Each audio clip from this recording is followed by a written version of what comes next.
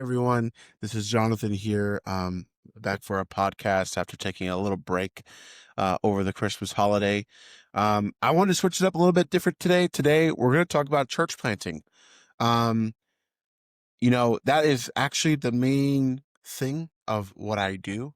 Um, this podcast is not my full-time job, as I've joked about before. Um, but I really want to bring you guys into this journey that I have, that I'm on about church planting.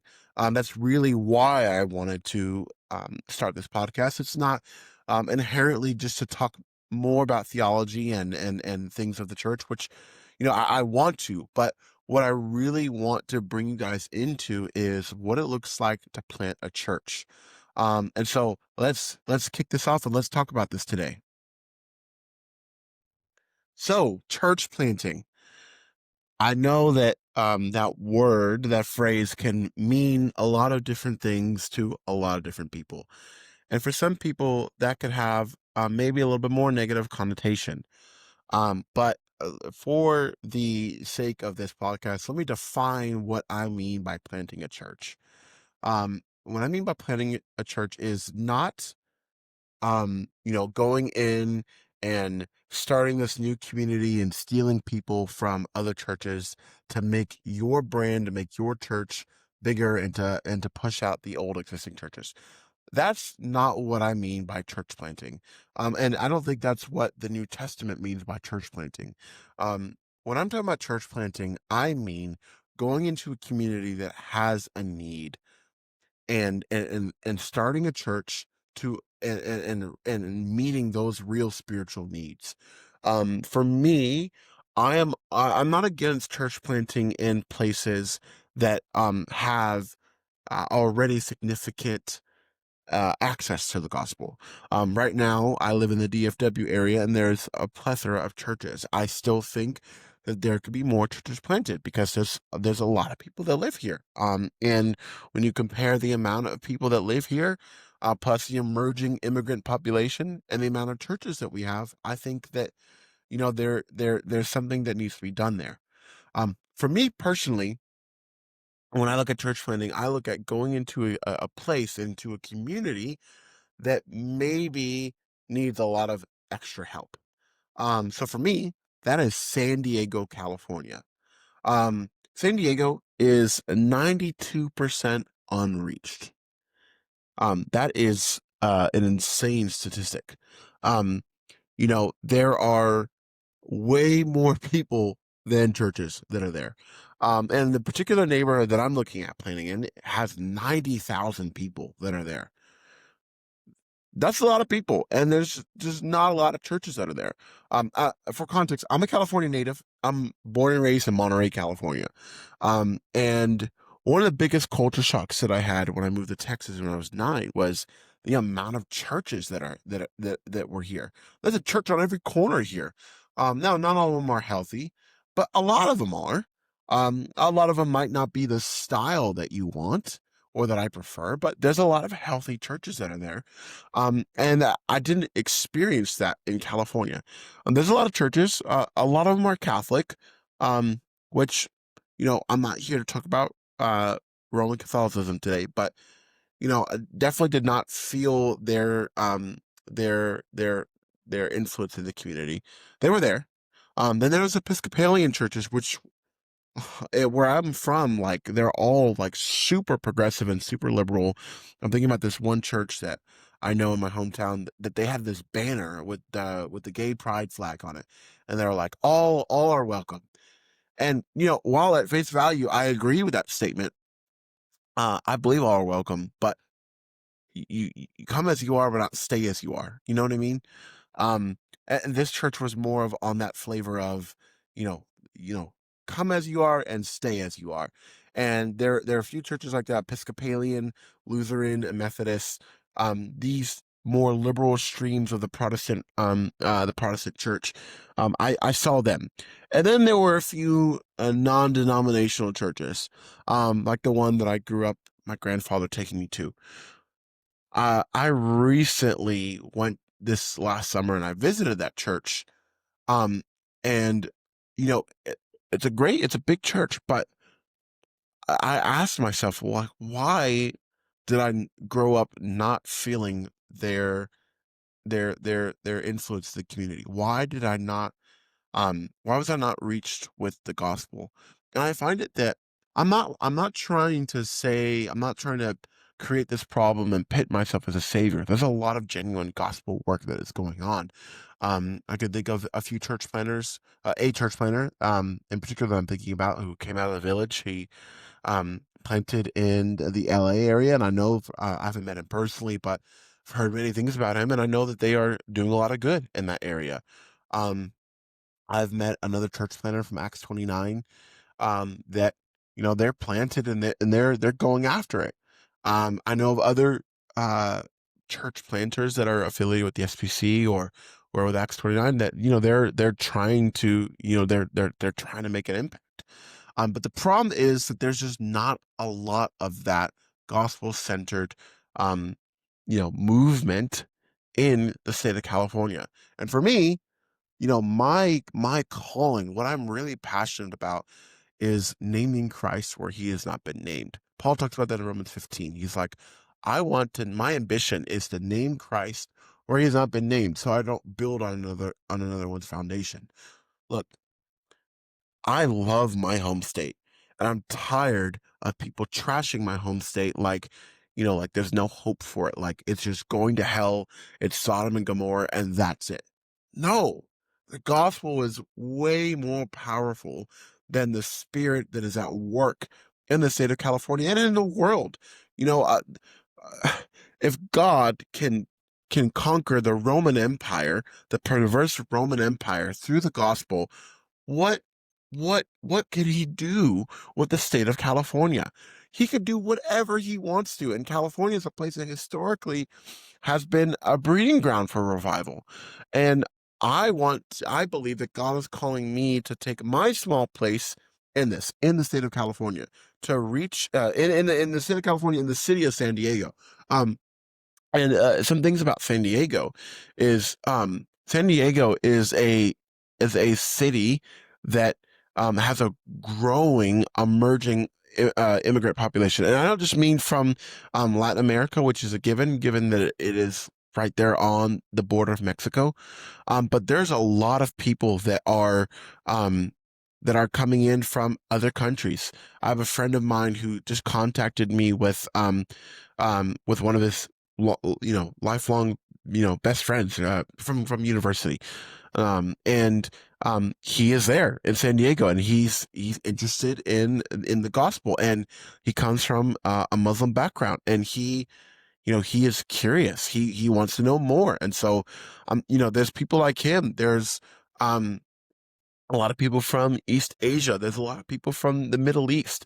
And for me, if you don't know this about me, I have a Jewish heritage on one part of my family. It's a huge passion for my community, for the Jewish community, to see the gospel preached and proclaimed. And there's a large Jewish community there in San Diego. San Diego really is this modern day Antioch. And that's why we're going to call our church Antioch San Diego. What do I mean by that? Well, Antioch was a city on the Eastern Mediterranean where the first international church was planted. It was the first time where both Jew and Gentile came together to worship the God of Abraham, Isaac, and Jacob through the Messiah, Jesus. And it was an international city, proven by that church context. Um, uh, there were many different ethnicities and people groups that lived there. And from that place, God reached the entire Roman Empire. Paul and Barnabas, they were sent from this place, and they turned the world upside down. And I'm asking God to do the same thing from our humble church plan, whatever that looks like. Um, I want the Lord to reach San Diego, California, the USA, and the nations of the earth, until every nation hears, until every soul can respond to the gospel. That's what I want to do, and I believe that is done through church planting. You see time and time and time again that God works through the local church. I have nothing against parachurch organization, but when you look at the example of the New Testament, Paul and Barnabas, they were sent from a church to go plant another church, who sent other people to go plant other churches. That's just how it works. And so that's what I mean by church planting. I mean by going in and getting plugged in to a community and proclaiming the gospel, making disciples, um, teaching them to obey everything that Christ commanded, and sending out more church planters, appointing leaders, elders, and rinse, wash, repeat. Um, and so let me tell you a little bit about my story, why I want to church plant. A couple years ago, my wife and I, we were living overseas. That's where we met. And we were um unexpectedly displaced.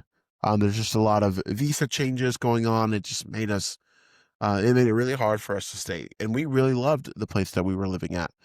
Um, and we came back, and my wife was pregnant with our daughter, and I just really started praying, like, Lord, like what do you have for us? And a burden to send church planters really grew within my heart. I wanted to reach the nations, and I asked I asked the Lord, like, what does it look like for me to take part in this? And I had a couple different ideas. Um, but the thing that kept coming back to me was planting a church. Like, I became convicted that the primary way that God sends out the church planters is through the local church. At the same time, a desire for my home state really began to grow. Um, I I think about the fires that happened. I think it was like last year. Um, and then Florida got hit by some hurricanes, and really seeing the rhetoric between those two things. Like, you know, when California was getting hit by fires, it was God's judgment and his punishment on the state of California.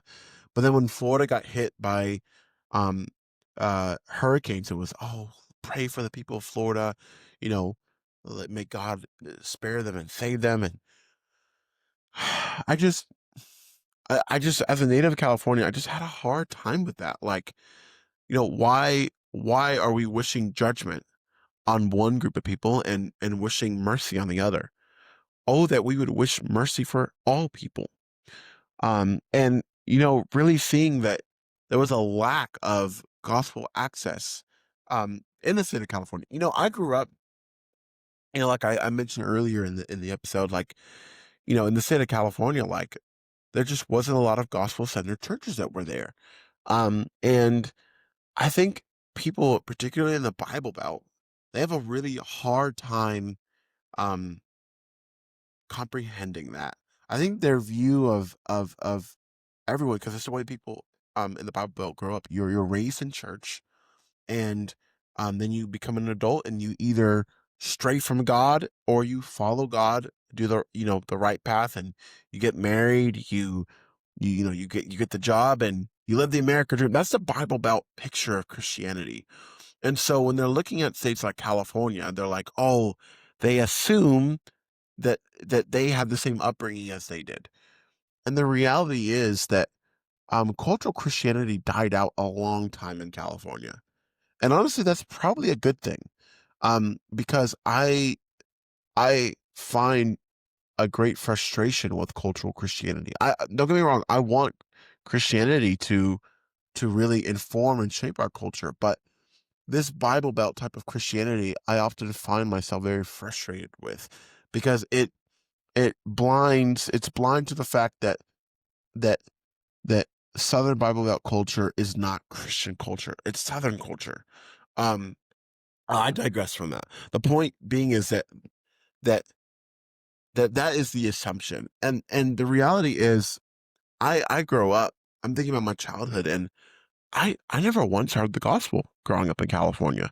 I think about my wife, who became a Christian at the age of 6 at her Baptist church in her small town in Texas. Like, she grew up hearing that Jesus died for her sins, and that she, by trusting in him, she could be saved.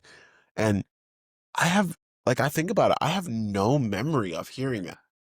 And I have a really rough story. I wish that I had my wife's story. A lot of people look down on my wife's story, but I think it's beautiful that she was raised in a Christian home, and that she became a believer. And I'm not saying that she didn't have hard times and she didn't go through periods of habitual sin and whatnot, but she largely, like when I look at her life, like the Lord has really preserved her from a young age. And I don't see that in California. I didn't experience that. And so for that reason, that really started to grow in me. And I was like, Lord, what should I do? Um, and I was going to my church, which itself is a church plant of the village.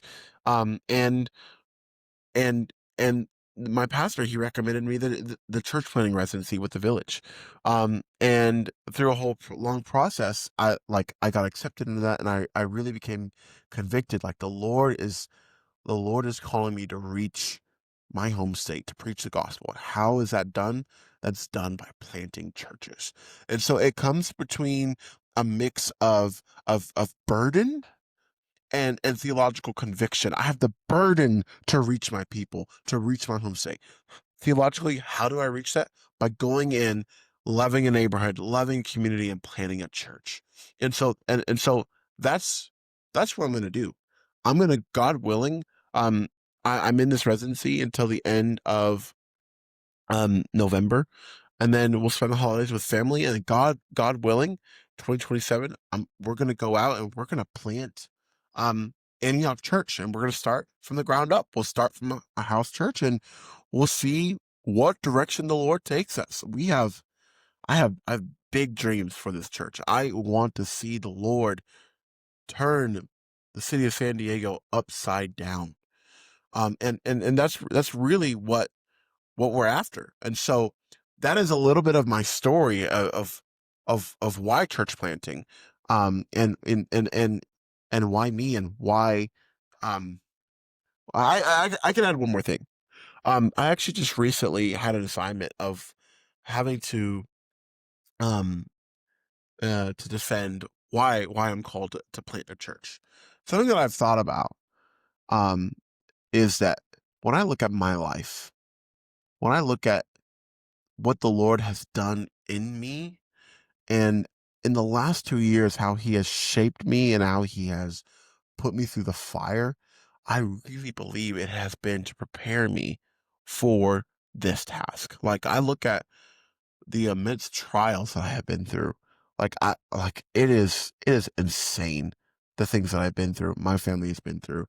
And I believe it's because all the hardship that I've been going through, I believe it's because the Lord has been preparing me, because the things that I have gone through are not just for me, but they're for the benefit of other people, that the Lord might display and make glorious his grace that he had towards me to all people. It's not about how great I am, but it's about how great the Lord is and what he has done. Um, and so yeah, that's why I'm gonna plant a church. That's why church planting. If you are a man that you're like, man, that's me. This really resonates with me. Um, with my community, I really want to reach it. I encourage you to seek out what that looks like. Talk to your leaders and to your local elders and ask, like, how can I take my part? How can I advance the gospel? It's not about competing with your local church. It's about coming alongside it and having another community so that you could meet the needs of your community. One church can't reach a community of 100,000 people. All these churches need to come together. We need more, um, because the harvest is plentiful.